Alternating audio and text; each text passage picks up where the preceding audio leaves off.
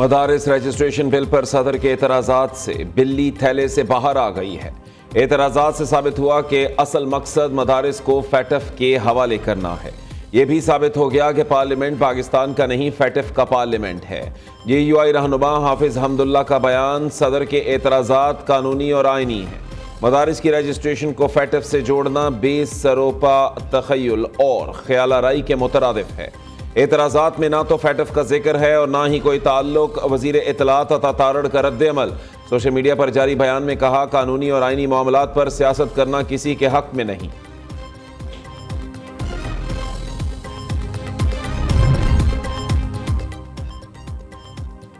مدارس کی رجسٹریشن پر کوئی سمجھوتا ممکن نہیں۔ اختلاف اس بات پر ہے کہ جو مدارس وزارت تعلیم کے ساتھ منسلک ہو گئے ان کے حوالے سے کسی قسم کی منفی قانون سازی نہ ہو۔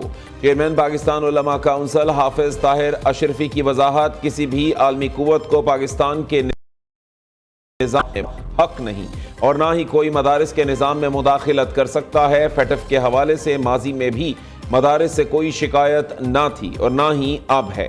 گالم گلوچ اور الزام تراشی سے مدارس کے مسائل حل نہیں ہوں گے۔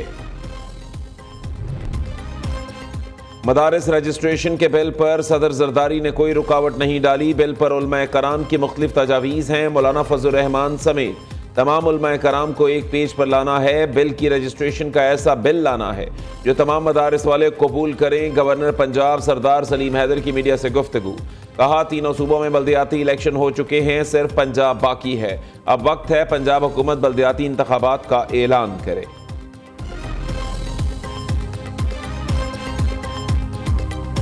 یہ وہ مقدمہ تھا جو 9 مئی کو شاید ہوا تھا اور اس میں ہمیں کہا گیا تھا، وہ FIR بھی دروغ گوئی پہ مبنی ہے کہ جی ہم اس طرح لیڈ کر رہے تھے۔ باقی ملزمان جس میں میرے ساتھ عمر ایوب صاحب بھی ہے، وہ اس میں بھی اپلیکیشنیں دے دیں گے تو انشاءاللہ تعالیٰ وہ کریں گے، ایکویٹل ہو جائے گی انشاءاللہ۔ یہ سارے کیسز پولیٹیکلی موٹیویٹڈ ہے اور زیادہ تر بیس لیس ہے، انشاءاللہ تعالیٰ سب سے ایکویٹل ہوگی۔ خان صاحب نے اب نہیں بلکہ اس سے کئی مہینے پہلے اناؤنس کیا تھا، 3 ممبر کمیٹی بنائی تھی اور خان صاحب کہہ رہے تھے کہ مذاکرات ہو، تاکہ اگر بات آگے بڑھتی ہے پولیٹیکل مسائل کا پولیٹیکل حل مستقل ڈھونڈنا بڑا لازم ہوتا ہے۔ کنڈیشن کسی نے نہیں لگائی، نہ ہم نے لگائی، ان کی کسی اور کی طرف سے آئی ہے، وہ ہمارے مطالبات ہیں، وہ مطالبات ہوں گے تو آگے۔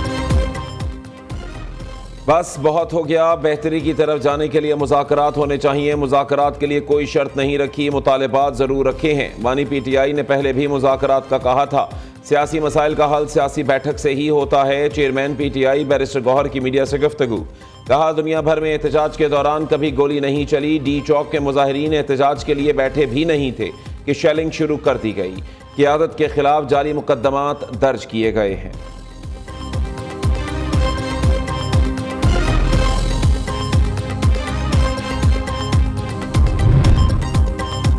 بانی PTI پارٹی رہنماؤں پر عدم اعتماد کر چکے، حمایت نہ کریں تو مذاکرات کا کیا ہوگا؟ وزیر دفاع خواجہ آصف کا سوال، کہتے ہیں ایسی صورت میں اگر موجودہ PTI سے مذاکرات شروع ہوں اور بانی PTI کی حمایت نہ ہو تو یہ مذاکرات کہاں جائیں گے؟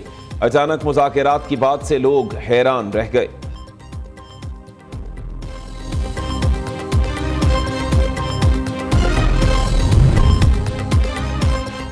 اپنے لیے رعایتیں مانگنے کی خاطر مذاکرات اور سول نافرمانی کے منصوبے ساتھ ساتھ نہیں چل سکتے۔ نون لیگی سینیٹر عرفان صدیقی نے بھی واضح کر دیا، بیان میں کہا ایک ہاتھ میں تلوار لے کر دوسرے ہاتھ سے مصافحہ نہیں ہو سکتا۔ PTI کو آگے بڑھنا ہے تو اپنے کندھوں پر نیا بوجھ نہ لادیں۔ وفاقی وزیر امیر مقام کے مطابق PTI والے معصوم عوام کو اپنے سیاسی ایندھن کے لیے استعمال کر رہے ہیں۔ ان کی سیاست کا مقصد افراتفری پھیلانا ہے۔ خیبر پختونخوا کے عوام PTI قیادت کا گریبان پکڑیں اور اپنے حقوق حاصل کریں۔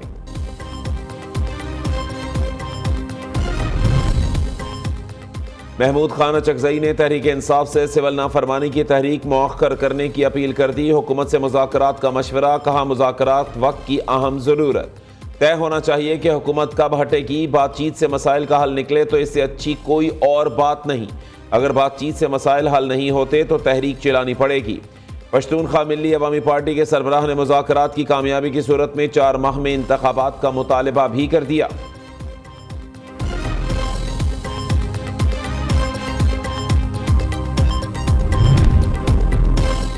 سول نافرمانی کی تحریک کی تفصیلات پارٹی قیادت جلد عوام کے سامنے لے آئے گی۔ ترجمان پی ٹی آئی شیخ وقاص اکرم کا دعویٰ، کہتے ہیں تحریک مرحلہ وار ہوگی۔ تفصیلات یوم شہداء کے اجتماع کے بعد سامنے لائی جانا تھی، لیکن اب یوم شہداء کے اجتماع کی تاریخ تبدیل ہو کر 15 دسمبر ہو گئی ہے۔ دعائیہ تقریب میں کوئی سیاسی فیصلے نہیں ہوں گے، یہ صرف دعائیہ اجتماع ہوگا۔ کوشش ہے کہ یوم شہداء اجتماع کے بعد اس حوالے سے بانی پی ٹی آئی سے قیادت کی ملاقات ہو سکے۔ پی ٹی آئی احتجاج کے دوران شہر اقتدار پر حملہ۔ اسلام آباد اے ٹی سی میں شناخت پریڈ پر جیل بھیجے گئے 100 سے زائد ملزمان عدالت میں پیش۔ عدالت نے 81 ملزمان کو مقدمات سے ڈسچارج کر دیا۔ ڈسچارج ہونے والے تمام ملزمان کو پولیس نے دوبارہ گرفتار کر لیا۔ ملزمان کے وکلاء نے ملزمان کی دوبارہ گرفتاری پر عدالت کو آگاہ کر دیا۔ عدالت نے تھانہ کوہسار کے 48 ملزمان کو 2 روزہ جسمانی ریمانڈ پر پولیس کے حوالے کر دیا۔ ادھر راولپنڈی کی اے ٹی سی نے تھانہ ٹیکسلا میں درج توڑ پھوڑ احتجاج کیس میں 29 ملزمان کو مقدمے سے ڈسچارج کر دیا۔ 8 ملزمان کو جوڈیشل ریمانڈ پر جیل بھی بھیج دیا گیا۔ جج امجد علی شاہ نے محفوظ فیصلہ سنا دیا۔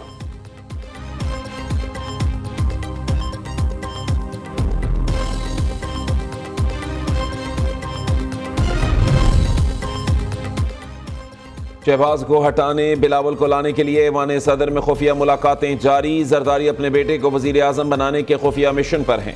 مشیر اطلاعات خیبر پختونخوا بیرسٹر سیف کا کہنا ہے وزارت عظمیٰ کی کرسی کے لیے باپ بیٹا دونوں سرگرم ہیں۔ عوام کی رائے کے برعکس جو بھی وزیر اعظم آئے گا اپنے منطقی انجام تک پہنچے گا۔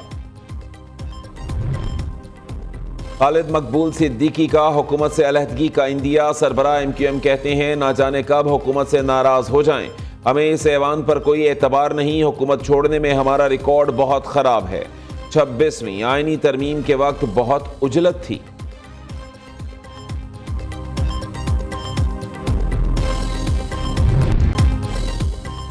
وزیر اعلیٰ پنجاب کی زیر صدارت گوانگجو میں انویسٹمنٹ کانفرنس، مریم نواز کا ورکنگ گروپ قائم کرنے، فوکل پرسن مقرر اور ہیلپ ڈیسک قائم کرنے کا اعلان۔ چین کی نمایاں کمپنیوں کے نمائندوں نے اپنے اداروں کے بارے میں تفصیلی بریفنگ دی۔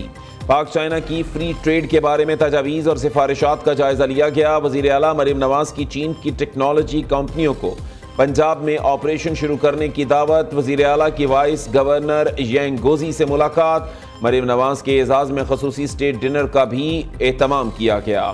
مریم نواز نے پرتپاک میزبانی پر شکریہ ادا کیا، کہا پاکستان اور چین ایک دوسرے سے اخلاص کی ڈوری میں بندھے ہیں۔ چین ہر موقع پر پاکستان کے ساتھ کھڑا رہا، دونوں ملکوں کے عوام بھی ایک دوسرے سے جڑے ہیں۔ دورہ چین میں بہت کچھ جاننے، سمجھنے اور دیکھنے کا موقع ملا۔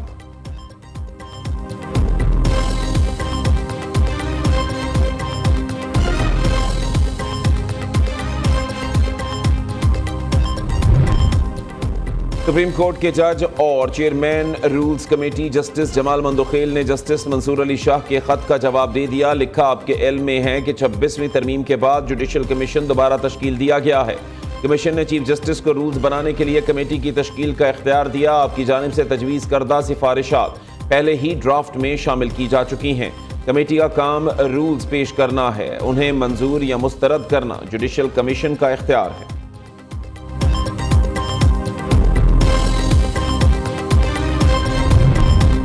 وزیر اعلیٰ خیبر پختونخوا کا ڈویژنل ہیڈ کوارٹرز ایبٹ آباد کا دورہ۔ علی امین گنڈا پور کی زیر صدارت ہزارہ ڈویژن کے تمام اضلاع کے حکام کا اجلاس۔ 3 گھنٹے طویل اجلاس میں انتظامی اور عوامی خدمت کی فراہمی کے معاملے کا تفصیلی جائزہ لیا گیا۔ وزیر اعلیٰ نے حویلیاں واٹر سپلائی اسکیم کا سنگ بنیاد رکھا۔ تقریب سے خطاب، پارٹی کارکنوں کی قربانیاں رائیگاں نہیں جائیں گی۔